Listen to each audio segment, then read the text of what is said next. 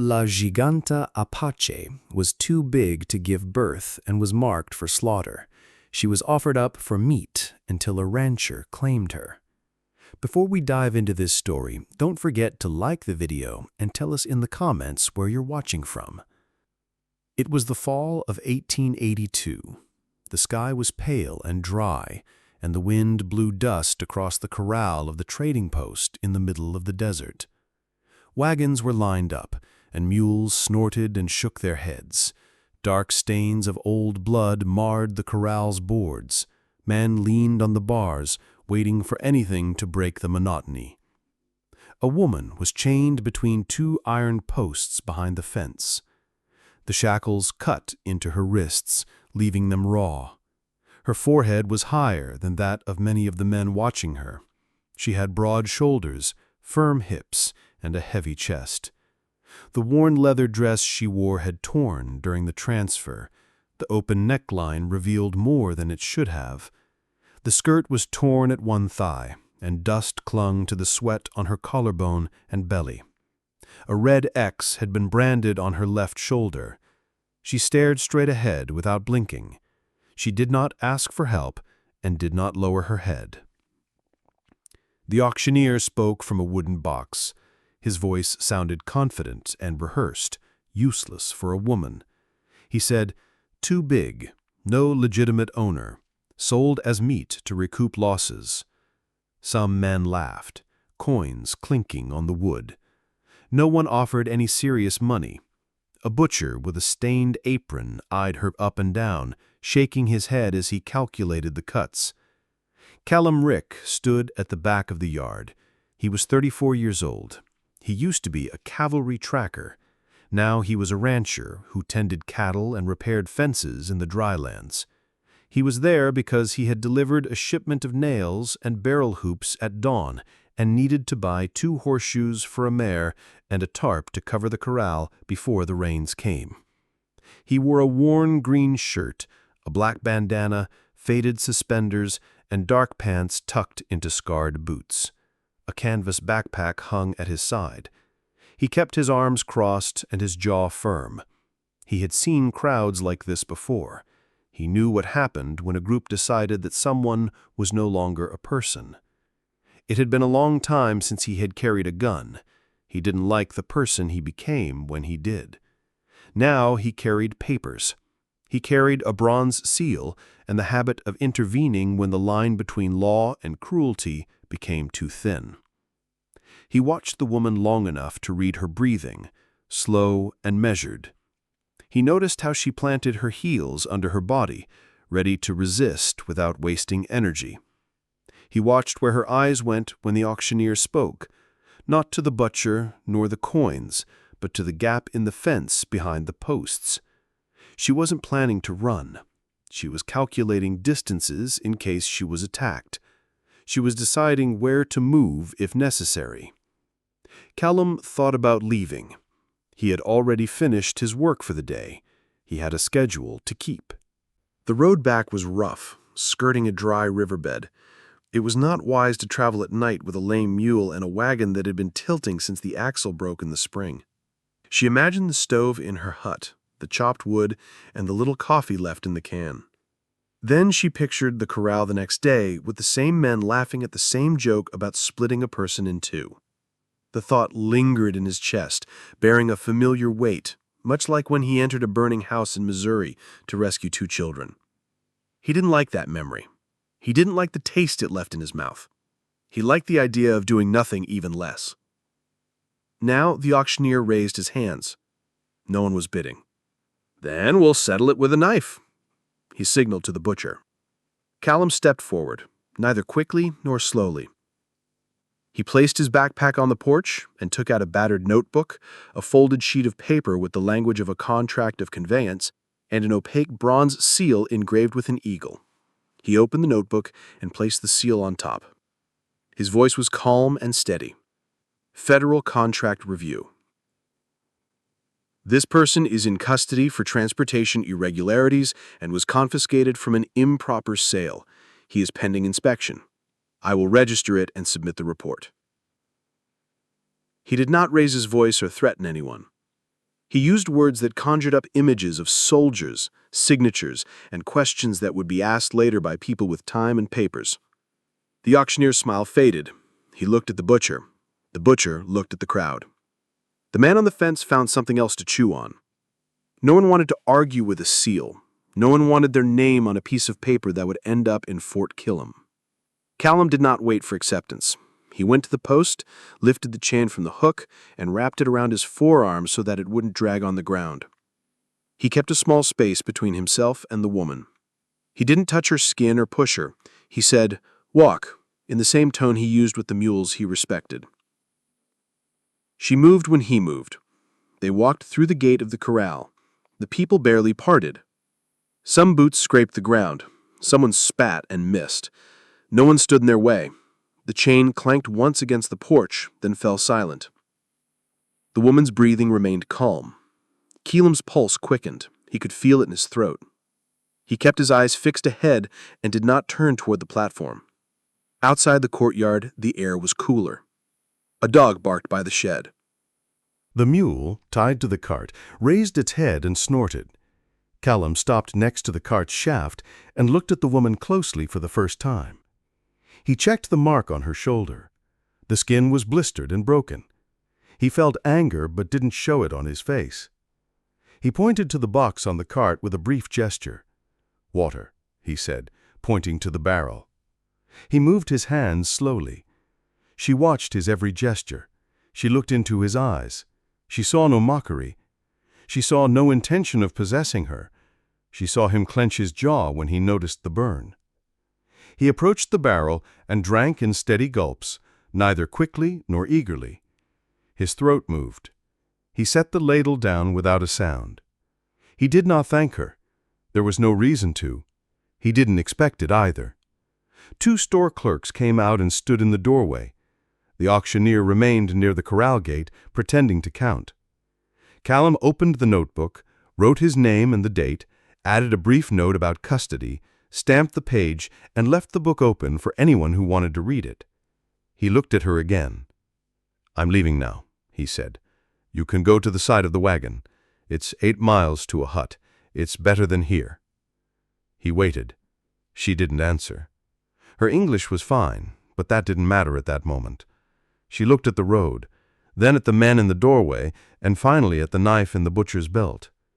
She nodded once.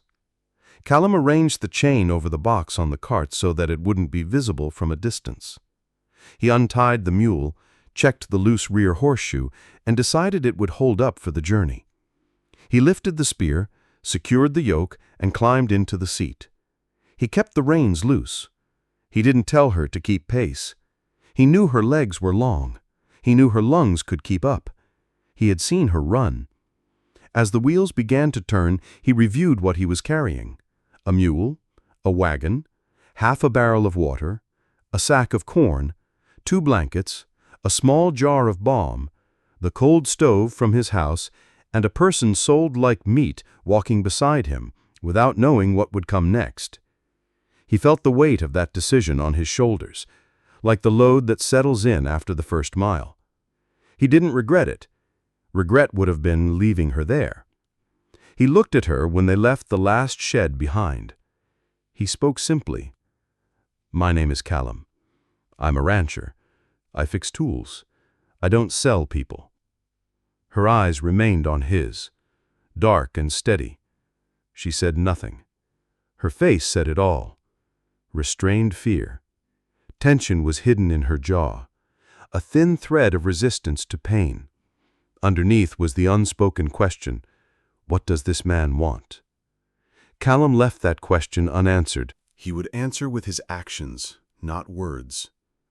They took the path through the ravine. They left the post behind. The wind pushed the dust low to the ground. The sun set behind the hills. Callum kept the mule at a steady pace. He was alert to any fresh hoofprints.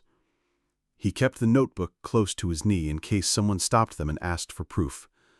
He planned to spend the first hour away from the outpost, slowly climbing the riverbed without a campfire until nightfall. He planned the day. Light the stove. Make a simple, hot stew. make a bed by the door. He would sleep with his back against the wall and his tools at hand in the dark. He thought about why he was there at that moment. It wasn't the easy answer. It wasn't the salt, the horseshoes, or the canvas. It was the real one. Since the war, he had told himself that his duty was to keep the roads safe for people and goods that meant no harm. He had worked to make that true. He stayed out of fights that resolved themselves. He intervened in those that didn't, and that day had been one of those. He didn't believe in grand gestures. He believed in making small corrections at the right moment. That had been the moment. The woman walked with her eyes fixed ahead. The mark hurt. The skin under her torn dress burned from the dust that had stuck to her sweat. Her legs felt steady, her stomach was empty, and her throat felt relieved. She silently reviewed the situation. There were risky cuts, but no bleeding. A burn on her shoulder that was not yet infected. Sore but steady feet, and a clear head. She tried to imagine the road ahead. She didn't know the land or the man. She only knew this. The chain no longer dragged her along. The butcher's knife had been left behind. The rancher by the cart had seen her and decided to save her from a terrible fate. That was enough for another mile. They didn't speak again before reaching the hill. There was no need. The task was clear. His mission was to get them out of the post without fighting and to keep her alive the first night. Her mission was to stay on her feet, breathe evenly, and appear strong if anyone followed him. She kept pace with the wagon. He made sure the mule didn't stumble on the rocks. The wind died down. The sound of the wheels on the hard ground filled the space where words could have gone. At the top, Keelam turned around once. There was no rider and no cloud of dust. He exhaled. But he didn't relax his shoulders. He had learned not to trust long silences. He pointed to the crack in the ground where water ran during the rainy season. "One more hour," he said, "then shelter." She nodded once, just as she had in the corral. Her face changed almost imperceptibly, but he caught a glimpse of slight relaxation around her mouth and eyes. Not relief, not yet, just a mark in the invisible notebook by which she measured the world. The man spoke of a roof and knew where it was. They continued on. The sun was setting, the air was cooling. The first coyote howled from a distant hillside.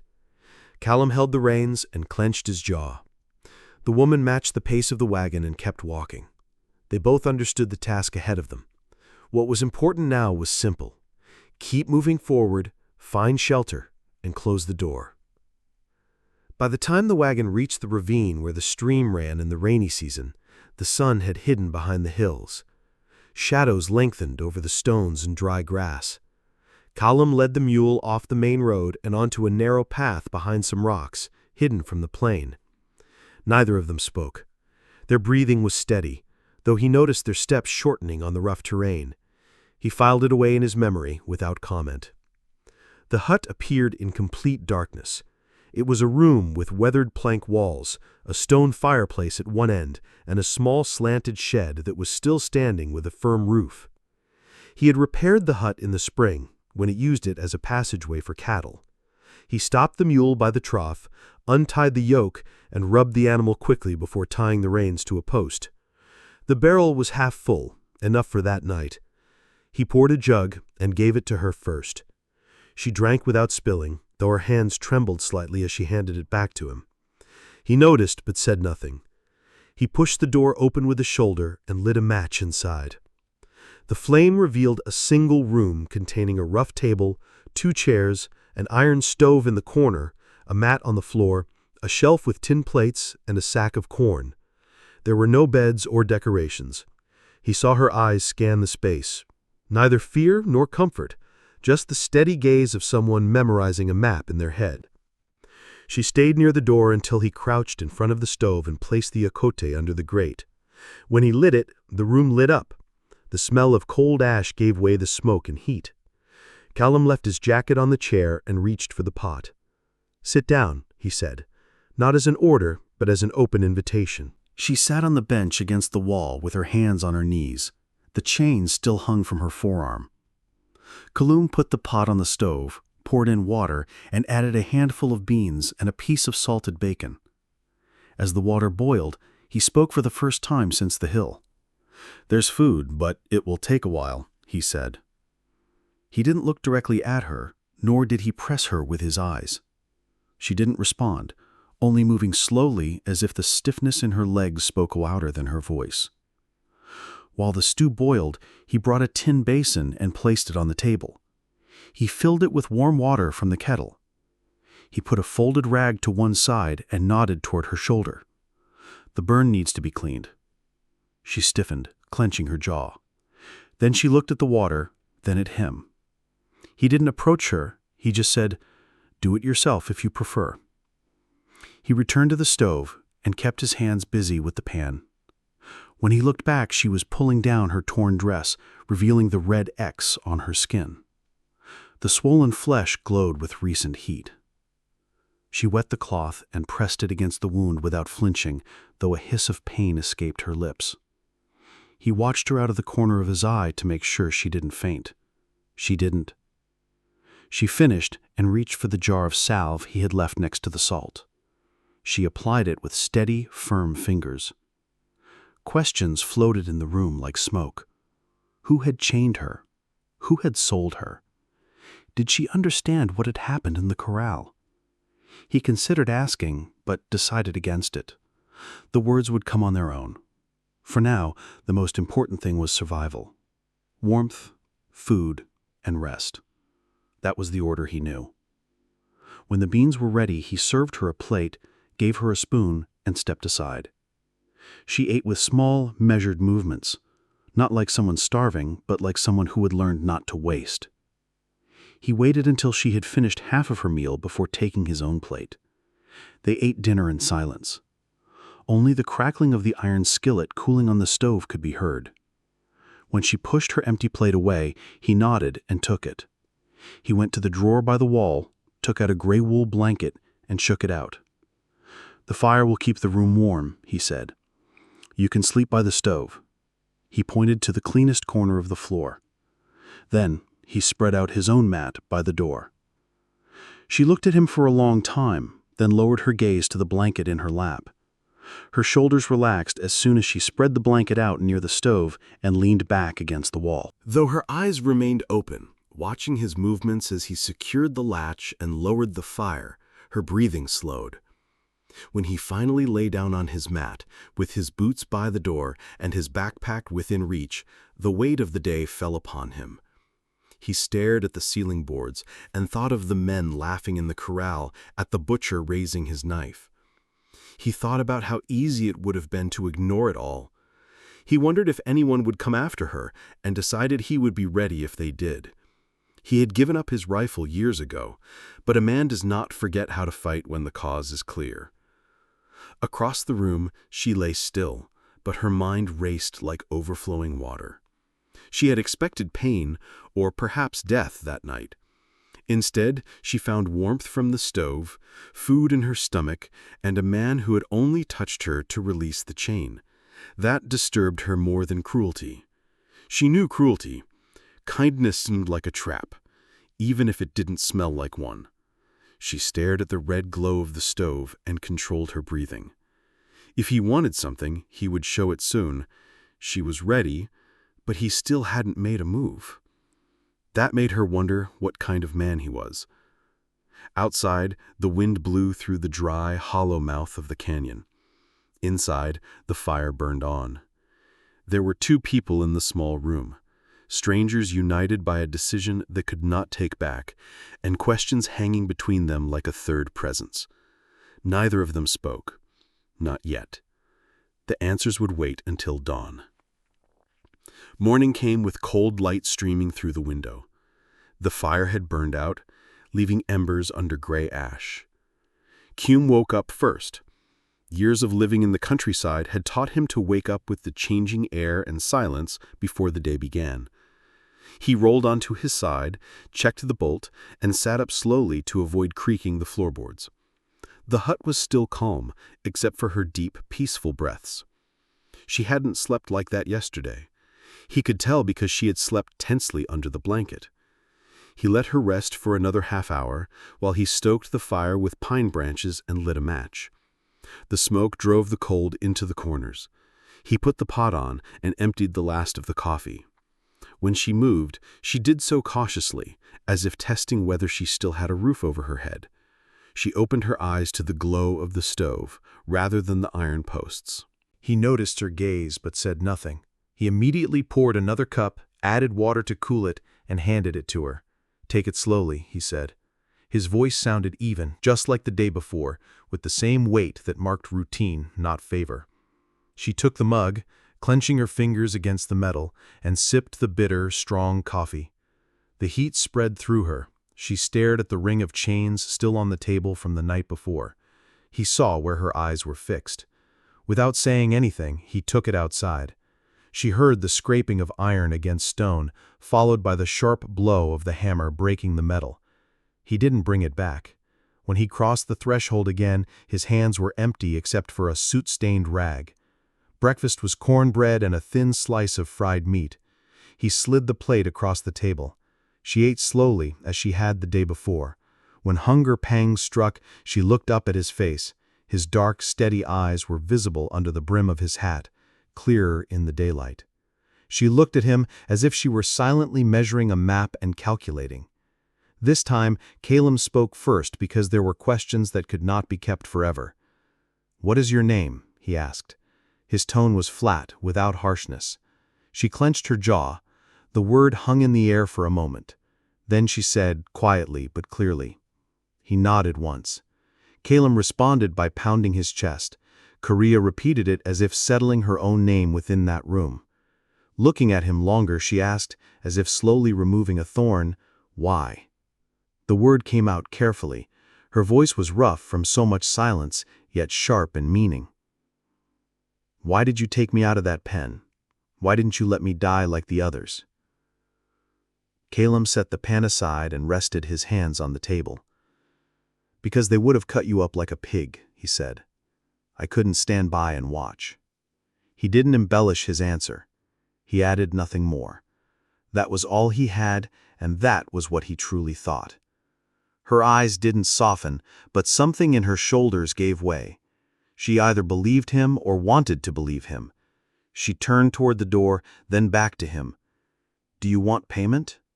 Her tone was dry, not ashamed, just prepared for the world she knew. Calum shook his head slowly. "No," he said, his voice devoid of edge or smile. "You are not property or meat. You're here because this is better than the dusty road we left behind. That's all." He held her gaze until he saw the tension in her mouth relax slightly. He got up and took the axe, leaning against the door.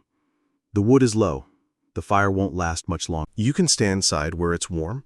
He left the decision open and went out into the cold to begin chopping logs. The sound of the blade cutting through the wood echoed in the air. Inside, Calla remained still for a long time. The room was warm. The food weighed heavily on her stomach. She looked at the shelf with its few plates and at the tools lined up by the door. Nothing smelled of alcohol or disease. No rope hung where it shouldn't. She took a deep breath and let it out slowly. Then she stood up, walked through the door, and stepped barefoot onto the hard dirt patio. Her shadow fell next to the dog when he looked up. She picked up the second axe leaning against the wall. Calum almost said no but held back. He watched her test its weight, plant her feet, and deliver the first clean chop to the log. Neither she nor he spoke. The rhythm of the work settled between them like something older than words. By mid-morning the pile was waist-high. Their arms glistened with sweat, and his shirt stuck to his back. They stopped not because they were tired, but because the pile said it was enough. He poured water from the barrel and handed her the jug. She drank, wiped her mouth with the back of her hand, and sat down on the threshold in the shade of the shed. The questions that had lingered since the beginning of the first chapter began to fade, replaced by the questions anyone would have now. Calum felt it too. Who had sold her, and why? Would the men at the post leave things as they were? He could keep her safe if they came back. He hadn't said anything yet, but the way he left the rifle reloaded by the door after 3 years of not touching it spoke volumes. Callum noticed. She didn't say anything. She just stood there, breathing the dry air. The sound of her heartbeat slowed, and, for the first time in weeks or maybe months, she allowed herself to believe that she might make it to the next sunset alive. Before noon, the wind shifted, bringing the dry smell of mesquite and something more pungent. Smoke from a fire too far away to see. Callum sensed it as he put down the axe and wiped the sweat from his forearm. His eyes scanned the hills beyond the stream. There was no dust in the air, and nothing was moving, yet the smell told him someone was there. He hadn't mentioned it yet. There was no reason to burden himself with it until he knew more. He kept it in mind as a tally mark. Stay alert, keep the rifle ready. Inside the hut, the air was warm and thick with the smell of boiling beans. Cow was crouched next to the stove, turning a strip of meat in the pan. She hadn't been asked to cook, she had just started, just as she had started chopping wood earlier. He let her. Everyone needs work to feel grounded, and he didn't intend to take that away from her. She moved quietly but confidently, her hands working as if she had done this many times before, perhaps for herself, perhaps for those who didn't deserve it. Callum came in. Without saying anything, he leaned his rifle against the door and poured water from the kettle into 2 cups. He saw her eyes dart from the rifle to his face. He gave nothing away, showing no sign of concern or indication that he had smelled smoke in the wind. She didn't ask, but her posture and the way she took a deep breath before exhaling revealed her doubt. When they sat down to eat, he watched her no longer treat the food with caution, no longer measure each bite as if she would be punished for taking too much. She ate calmly and slowly, as if letting her body remember what it felt like to be full. After a few minutes, she put down her fork and looked at him directly. "Men from the post." She said the word roughly but clearly. "They're coming." Callum chewed, swallowed, and nodded. Maybe he said it, maybe he didn't sugarcoat it. It could be tomorrow, or it could never happen, but I'll be ready. His eyes searched for the only thing that mattered, the truth. He gave it to her plainly. "I don't turn people in," he said, "not from money or trouble. If they come, they'll leave without you." Silence lingered for a moment. Then she asked, "Why do you care?" It was the second time she had asked, but now her voice carried more weight. She wasn't angry, she was just weary from being used as a mule too many times. Callum leaned back in his chair, resting his elbows on his knees. "Because I've seen what happens when a man turns his face away," he said. "The whole war was built on that." His eyes drifted away for a moment. Gray fields, broken fences, and bodies for the crows. He pushed those images back and held her gaze. "I'm not turning away anymore." She studied him like a hunter looking for clues. Then, slowly, she nodded slightly but firmly. After dinner, he gathered the dishes and she reached out to take them. Their fingers brushed unintentionally, neither of them pulling away. Neither pulled away. The moment was brief, gone as soon as it came, but the air was no longer the same. It was not soft, just marked. The days settled into work. Callum fixed the loose hinge on the door. His hands were steady, even though his mind was preoccupied with what to do if riders arrived. Kaya mended the tear in her dress with strips of raw leather and tied the front tightly enough to hold. She put on a shirt with rolled-up sleeves. The fabric was tight across her shoulders. It was too small for her, but she wore it as armor. He said nothing about how the seams stretched across her chest. When the light fell behind the canyon, Callum added more wood to the stove and checked the bolt again. Ka moved the blanket closer to the fire without being asked. She didn't ask where he would sleep. She had already seen the mat by the door, and the boots neatly arranged to one side. He wouldn't come near her unless she said so, and she understood that. With nightfall came the initial questions, the ones that would still bring listeners and cast shadows of small things. Who was she before the chains? Would her people welcome her back? Did she even want that? The way her eyes lingered on the window before turning to the fire provided the answer. There was nothing behind her worth returning for.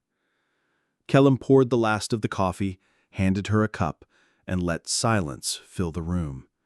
No promises, no speeches, just the crackling of the stove and the wind whistling through the cracks. Trust was not spoken there. It was built in small steps. How close was the blanket to the fire? Where was the rifle, and could both of them reach it? Neither of them flinched when the other moved. Before turning off the lamp, she asked one more question in a low voice. "Will you take care of me?" He didn't blink. "Yes," he said, without an oath or ceremony, as if the answer were already written in stone. She exhaled slowly, as if she had been holding her breath all day. Then she leaned back against the wall. She closed her eyes, not out of fear but exhaustion. Kellum watched her for a moment longer. Then he lowered the fire, lay down on his mat, and rested his hand near the bag with the bronze seal and the notebook. If the law came tomorrow, he would face it head-on. Sleep did not come quickly, but when it did, it was the first peaceful sleep for both of them in a long time. The first noise came around noon. A single knock echoed in the stream. Then came another knock, slow and steady, as if the knockers wanted to be heard before showing themselves. Kellum got up from the bench and walked to the door.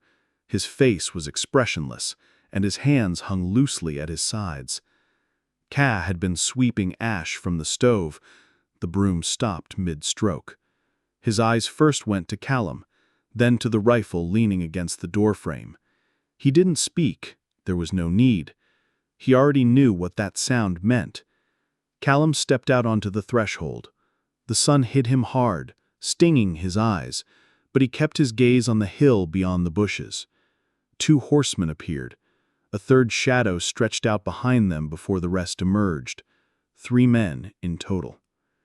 They were neither lawmen nor soldiers, but rather the kind who believe that a horse and a badge buy power in unfenced lands. The one in front wore a dark vest over a belly too large for hard work. He clutched the reins as if he owned everything he looked at. The man on the left had a scar that pulled his mouth into a perpetual grimace. The last one was younger. His eyes were nervous. His hand was never far from the butt of a Colt. Callum slowly stepped down from the threshold until he was standing in front of the door. The rifle hung loosely in his right hand, pointing at the dust. The older man stopped 10 yards away with a broad smile on his face at a light tone, the kind men use before taking what they want. "Good morning," he shouted. "We come in peace. We're only here for the property that doesn't belong to you." His eyes drifted behind Callum to the yakel. Callum didn't move. "There is no property here," he said. His voice sounded flat, carrying evenly in the open air. The man chuckled. "The papers say otherwise. The sale was legal. The brand proves it." Callum raised the notebook with his other hand. The bronze seal glinted in the sun like a coin. "Federal Cargo Custody," he said. "Filed and sealed. That means your sale is worthless in any court this side of Santa Fe." The twisted expression on the branded man's face deepened. "There are no courts here except those that ride loose horses." His hand moved closer to the iron. Callum turned the rifle slowly, just enough for the butt to reflect the light. His eyes fixed on the restless young man. If a fight started, it would be him who started it. Callum kept his voice calm. "You don't want this," he said. "Not for a woman you didn't care about yesterday. Turn your horses around and tell the post that you never saw her." Inside, Kaya stood by the table. Her breath was tight in her chest. She listened to every word and every click of a hoof on the ground. Her eyes were fixed on the pieces of chain Callum had flattened last night. She thought about picking them up and how it would feel to throw them if they came through the door. She felt no sharp fear. It was something colder, a disposition she hadn't felt in years. The fat man shifted in his chair, spat darkly into the dust, and changed his tone to one that was soft yet sharp. "Do you think she's worth dying for, rancher?" Caleb's jaw hardened. "Not die," he said, "but I'll kill if you take one more step." His words fell like iron, neither bluff nor boast, just naked truth. The men read it. They saw the way he stood, his weight balanced, his rifle an old habit. They saw no tremor or flinch on his face. The young man's hand froze on the holster. The marked one muttered something under his breath. The boss cursed between clenched teeth. Then he pulled on the reins. "To hell with it," he said, turning the horse with enough force to throw up gravel. "Blood is not worth it." They rode away slowly at first, as men like that don't like to be seen as defeated. Then they rode faster when the hill swallowed them up. The dust lingered in the sunlight long after their silhouettes disappeared. Callum waited until the echo faded. Then he lowered his rifle, went inside, and leaned it against the wall. His face remained hard for a moment until the tension eased. Callow had moved from his spot. His hands gripped the table so tightly that his knuckles turned white. When he looked at her, she searched his eyes as if trying to guess what was coming. Orders, chains, or some other price to be paid. Instead, he said only one thing. "It's over. They won't be back." She didn't respond immediately. Her throat worked as if the words were stuck. Then softly but firmly, she said, "I believe you." Just 2 words, but they were heavy enough to change the air in the room. She sat down slowly, as if her legs had forgotten how to hold her up. Callum poured her some water, placed the glass in front of her, and left his hand there a moment longer than necessary. He didn't touch her, but he stayed close by, as if offering her a choice. She looked at him, and this time her eyes no longer held the old question of what he wanted from her. They held something else. Trust. The audience's questions would return to those men. Would Callum fight for her, or would he give in? Would Calla stand her ground or run away if danger came? They found the answer on that threshold, in the cloud of dust moving away from the hut. Although neither said it out loud, they both knew the fight was no longer just to keep her free. It was about proving that staying was stronger than running away, and that, for the first time in a long time, neither of them had to face the world alone.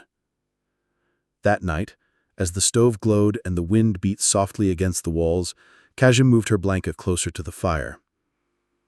Callum didn't ask. He simply moved his mat the same distance toward the heat. The silence between them already felt different. It wasn't empty or cold, but rather like firm ground beneath their feet at last. By nightfall, the wind had died down, leaving a silence that made the outside world seem too big and the hut too small. Kajim finished stoking the fire, set the poker aside, and listened to the crackling iron. As the heat settled in, Kajim remained against the wall, blanket in hand, next to the stove. He had said almost nothing since the horsemen left. Neither had Callum. There was nothing left to say about the fight. They both understood what it meant. Callum sat at the table for a long time after dinner, cleaning the barrel of his rifle, inspecting the mechanism, and oiling the hinge. Not because it was necessary, but because he needed to keep busy while he cleared his head. He had told her they wouldn't be back. He believed it, at least partially, but he knew that proud men circled back like wolves when the wind changed. He was ready if they did. The question gnawing at him now wasn't about them. It was about her. What did she want from now on? Did she see the shack as a temporary stop or as the end destination? He wouldn't pressure her yet. You can't push someone who has spent their life being pushed. When he finally put down the rifle, he found her watching him. She wasn't looking at him suspiciously. She was just watching him as if she had been weighing every gesture since the corral. In the light of the oil lamp, her face made it clear how young she still was. She was young, but worn at the edges by too much rough road. She didn't look away when their eyes met. She held his gaze for a long time before speaking. "You killed for me," she said. The words were flat, not a question, but charged with something he didn't yet understand. "Would I have?" he replied. If it had happened? She blinked slowly, then asked, "Why is there still no law that compels you?" Callum leaned his forearms on his knees. His voice was low and steady. "Because I'm done watching bad things happen when I can stop them. That's all." He waited for her to challenge him, to call him a liar, but she didn't. She didn't. Instead, she clenched her jaw as if to keep that response inside. After a long silence, she said a word he didn't expect. "Safe." Her voice no longer carried the harshness of before. It had a raw edge, as if something were breaking under weight. She repeated it more softly. "Safe here." He nodded once. "As long as I breathe." Simple words, but heavy with meaning. She inhaled with a tremor before exhaling evenly. For the first time since he had seen her chained to those posts, her body relaxed slightly, enough for him to notice. Her shoulders dropped, and her tense hands opened on the blanket. She lay on her side, watching the fire. Her eyes were half closed, but she was not asleep. He knew the signs.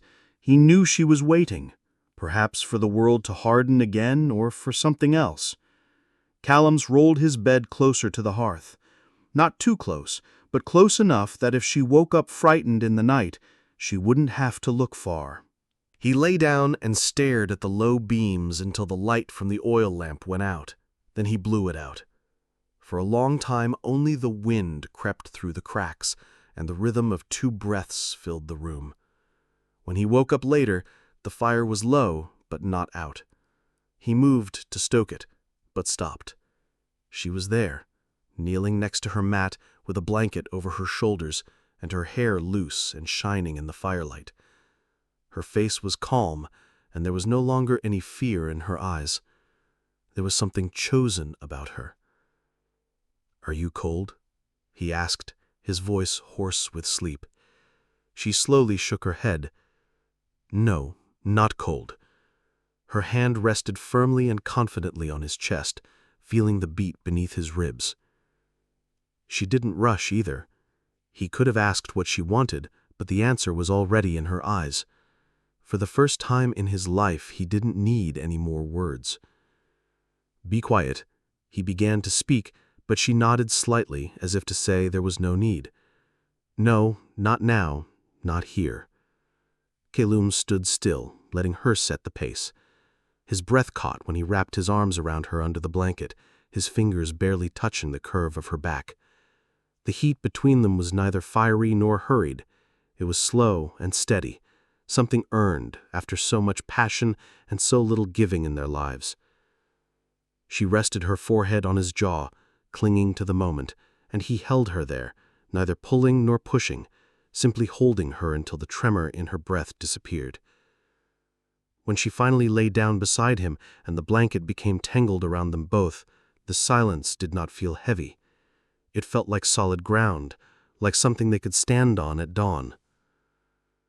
The day arrived without warning, a gray glow spreading across the wooden floor as soft smoke came out of the open throat of the stove. Callum woke up first, his old habit of getting up before the world. He remained still for a moment, listening. Her breathing was steady and calm against his chest. The warmth remained pressed against his side where her body curved under the blanket. Pieces of the night returned, the silent weight of her hand on his chest, the way she moved without fear, how neither of them spoke because words would have made it smaller than it was. He got up slowly, careful not to wake her, his soft boots padding across the wood floor. The air bit him as soon as he left the warmth of the blankets. He stoked the stove, poured water into the pot, and went out to the trough. The ground crunched beneath his feet, frozen, with a thin frost on the earth, the kind that heralds an approaching harsh winter. The mule snorted, steam coming out of its muzzle. Callum rubbed its neck and swept his gaze across the hill. There were no riders and no dust. Still, he scanned the area twice before returning to the hut. Kaya stood up when he closed the door, the blanket wrapped tightly around her shoulders and her loose hair falling down her back in dark waves. Her eyes followed him as he crossed the room. She looked serene, yet there was a new weight to her. Last night had changed something that neither of them would mention yet. She didn't seem ashamed. She didn't seem like someone waiting for blame. She seemed like someone considering the consequences of a decision. "Did you sleep?" he asked. She nodded once. It had been a long time. His voice sounded rough from the morning and from so much silence, but it no longer had an edge to it. He poured coffee, pushed a cup toward her, and watched as she held it as if it carried more than heat. Her fingers were firm and marked with scars on her knuckles, from working, from fighting, or perhaps from stealing to stay alive. He wondered what her life had been like before the chains. Would she ever tell him? She broke the silence first. "You kept your promise," she said, her eyes fixed on him over the rim of the cup. Cummings' jaw tensed, as if the memory of yesterday's confrontation still had sharp edges. "I said I would." He studied her for another moment. "And do you still want me here?" His voice wasn't soft. It wasn't a plea. It was a hard question shaped by a life of being taken rather than chosen. "Yes," he said, his voice as firm as stone, "if you want me to." Something in his shoulders loosened, like a cleanly cut tie. He didn't smile. Kaya didn't seem like someone who smiled often, but her eyes held him, and that was enough. They ate in silence, broken only by the clink of spoons. Then she got up, pulled her old shirt tighter across her chest, and asked, "Work?" The word came out sharp, as if she wanted to keep herself busy before difficult thoughts filled her head. Callum nodded. "The roof needs fixing before the snow falls." The day stretched on. They worked side by side. He was in the shed with a steady hammer in his hand. She carried boards as if they weighed nothing, secure on the ladder. Despite the wind that loosened her hair, he looked at her more than once, not with lust, but with quiet respect, the respect of a man who saw strength where others saw ruin. By evening the repair was solid, the joints sealed against the rain. They stacked firewood up to their waists, enough for the first frost. When the dust settled, Kaya washed herself at the trough, pouring water from a jug over her arms and face. Her breath fogged in the cold air. Callum turned at first out of habit, but looked back when he heard her softly and briefly laugh, as if it were a sound she didn't want to let go. It hit him harder than he expected. He hadn't heard anything like it in years, maybe ever. Inside the hut, smoke and iron filled the air. He left the rifle on the table and checked the bolt twice. When he turned back, she was standing by the stove. Her hair was damp and she was wearing a patched dress over her shirt. The dress hung open at the throat where the leather strap had come loose. She didn't adjust it. She didn't move when he took a step closer. The questions that the audience had been wondering about since the first chapter floated there without words. Was she staying for safety or for him? Now that the door was open, he would demand more. Would this be another chain? The answers came silently when he stopped an arm's length away and asked, "Are you tired? Eat first." Simple and plain, like the man who knew what it was like to be taken and didn't want to repeat it. They ate slowly and evenly. Then she quietly got up and moved her blanket closer to her mat than the night before. When she lay down, her back brushed his arm. He didn't move, neither did she. The silence was full, not empty or brittle. It was like the space between two people who had walked a long way in the dark and were beginning to believe in the light again, piece by piece. The snow arrived early, falling silently but heavily, blanketing the hill and coating the drinking trough outside with frost. Callum woke up before dawn, his breath fogging in the icy air, seeping through the boards. The stove had burned out during the night, but a red core remained under the ashes. He slowly stoked it, listening to the crackling of the resin in the ocote. When he turned around, he saw that Kaya was already awake. She was lying on her side with the blanket up to her neck, her eyes open. She followed him as always, silent and attentive, weighing the weight of each day before it began. "Are you warm enough?" he asked in a low voice, not wanting it to sound like an order. She nodded once, her hair loose over her shoulders, dark against the wool. She sat up slowly and tightened the neck of her old shirt. The leather tie was worn, but she didn't seem to mind. He handed her a tin coffee cup. The steam curled in the gray light. She drank without saying a word, and he let the silence linger. They were good at that kind of silence, not empty, but firm enough to hold them both. He looked at her over the rim of his cup. Since the first night, she had changed in small ways, beyond the patched dress and the weight she was regaining with regular meals. She no longer shrugged her shoulders or clenched her jaw like a trap. She still moved like a fighter, but with a softer edge, as if she had stopped expecting the ground to give way beneath her. By mid-morning, they had made progress on their tasks, separating the remaining firewood, reinforcing the shed against the snow, and checking the mule's hooves for frost cracks. She stayed closer than usual without complaining, and Kaloum allowed it because he understood the effect of work on a mind full of ghosts. When they were done, they sat on the threshold under a pale sun that provided more light than heat. She stared at the stream, her eyes fixed on nothing, and spoke in a rough, slow voice, as if drawn from deep within. "Do you think they'll come back?" He shook his head. They didn't leave forever. He let the other truth slip out.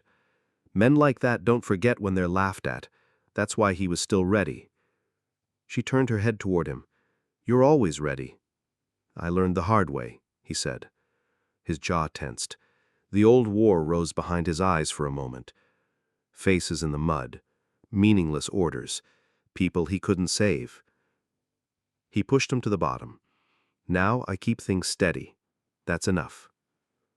Kaya didn't press him. She just nodded once, as if his answer fit into something she had already decided about him. Then she said something that took him by surprise. "I'm staying too." Her voice didn't waver. It wasn't a question. It was a fact. It was as if it were carved in the cold air between them. Something loosened in his chest that had been tight for weeks. He looked at her and saw the hard lines on her face give way to something quiet yet strong. "Then we'll make this place work," he said. His tone was the same as hers. Not a fancy promise, just two people throwing a plan together. As the stew continued to thicken on the stove, he took a small bundle from his bag. He had never seen it before. It was a scrap of leather tied with sinew. He slowly opened it, revealing what little he possessed: a necklace of dulled beads, a polished bone, and a piece of worn fabric. He touched each item as if it carried weight. Kaloum didn't ask where the items came from or who had given them to him. "There are things you don't ask if you want to maintain trust," he said. "Do you want a place for that?" When she nodded, he nailed a shelf to the wall before nightfall. The public's questions would remain unanswered. Someday she would feel that she was more than a body torn from a pole. She would claim that life as her own.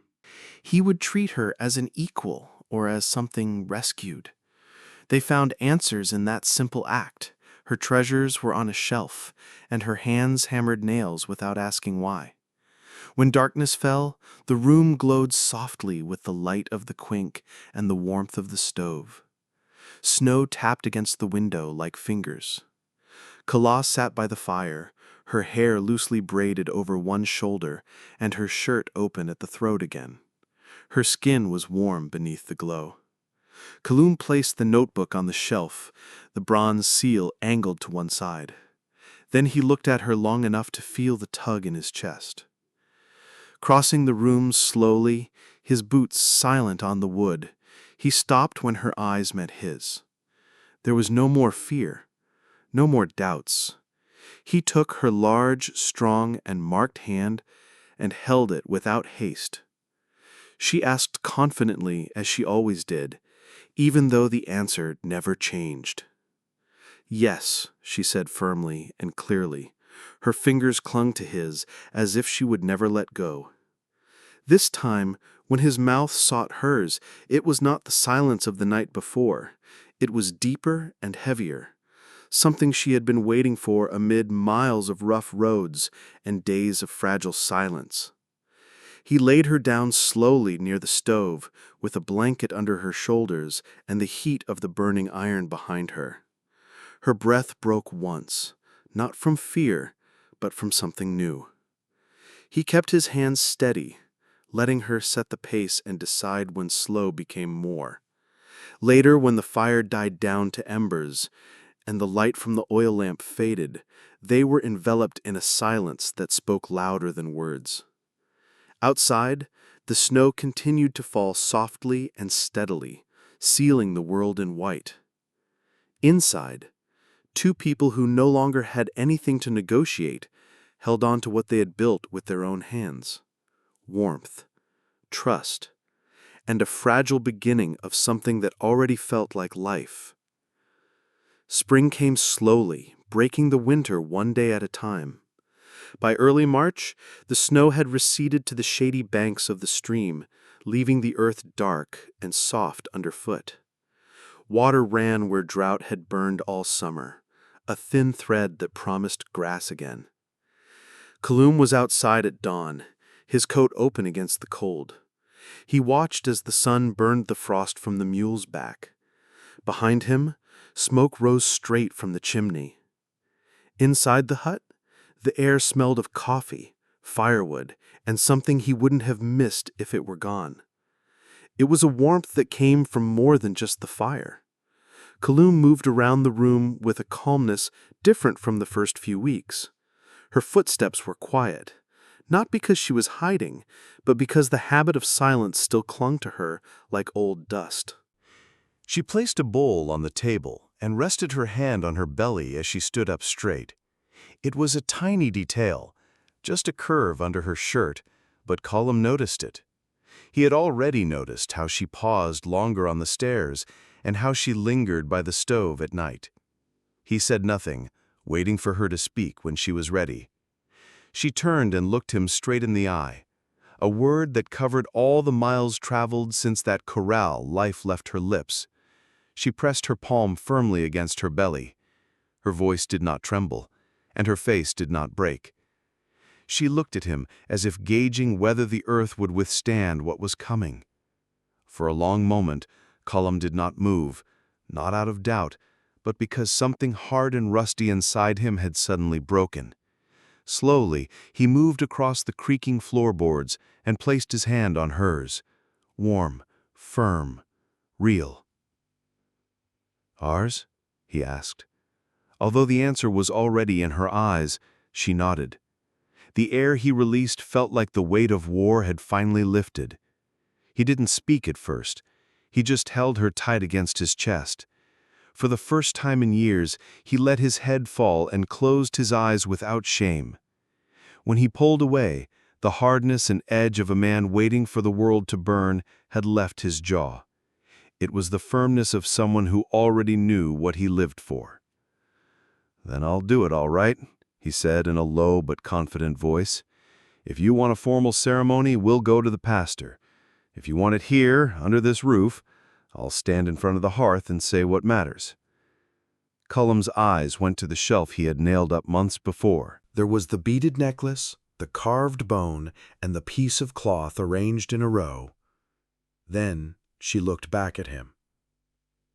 "Here," he said firmly, "in our own way." That night, with the wind blowing softly through the cracks and the stove casting its light against the walls, they stood face to face in the space they had made with their hands. No people, no papers, just two voices speaking truths as firm as iron. Stay, keep, fight if necessary. Never look away again. When they finished, he kissed her like a man who was no longer afraid, only promising. She responded like someone who had waited too long for a life she could call her own. The questions that had followed this story from the beginning: would she be free or sold again? Would he persevere in the fight? Could two broken souls build something worthwhile? They found their answers in that room, The notebook closed on the shelf. The broken chain remained on the ground where he had left it. In its place was a life built from silence turned into choice. Spring brought green to the stream, and with it, work. Callum built a second corral with his weathered hands on the wood, and Kaya sewed clothes small enough to fit in the palm of her hand. They ate on the doorstep when the air warmed, and sometimes when the sky burned red at dusk, she laughed softly. That sound became as constant as the wind in the mesquite. By summer, the sound of her laughter was joined by the cry of a child. For the first time in years, Cumric believed that what he saw was not alone from the world, nor something that could be taken from them. It was home. It would endure, and no man alive would ever take it away.